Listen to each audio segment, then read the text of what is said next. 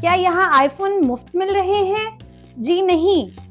ये मनाजिर कुछ रोज कबल एक मॉल के हैं जहाँ लोग आईफोन खरीदने के लिए इंतजार करते हुए गुत्थम गुत्था हो गए।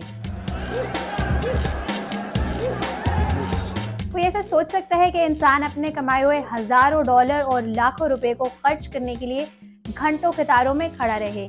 ऐसा हर साल आईफोन के लॉन्च पर देखा जा सकता है, लेकिन जरा सोचिए ऐसा क्यों होता है? कुछ माह इंतजार करके भी तो चीज खरीदी जा सकती है। ऐसा मुमकिन ना हो पाने की कुछ नफ्सियाती वजूहात हैं। सबसे पहली चीज तो ये कि हमारा दिमाग हमेशा इस डगर पर चल रहा होता है कि आगे क्या होने वाला है। हमें नई से नई चीज की तरफ बढ़ना होता है और उसे जद्दत का नाम दे दिया जाए तो इससे भी ज्यादा कीमती क्या हो सकता है।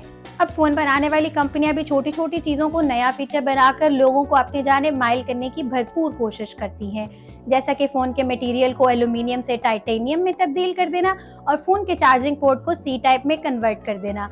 अब जाहिर सी बात है, अगर लोगों को कोई नया फीचर नहीं मिलेगा तो लोग अपनी डिवाइस को अपग्रेड भी क्यों करेंगे।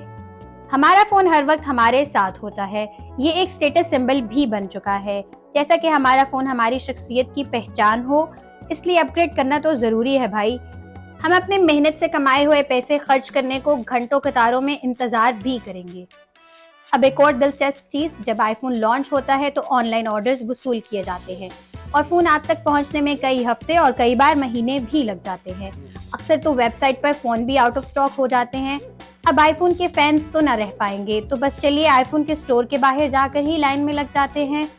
अब इससे होता क्या है कि एक आम शख्स जिसका आईफोन से कोई सरोकार नहीं होता, वो भी जब इस सब को देखता है तो उस पर एक तासुर कायम होता है कि अंदर बिकने वाली चीज वाकई ही बहुत अहमियत की हामिल है और इसी तरह एक पब्लिसिटी भी हो जाती है।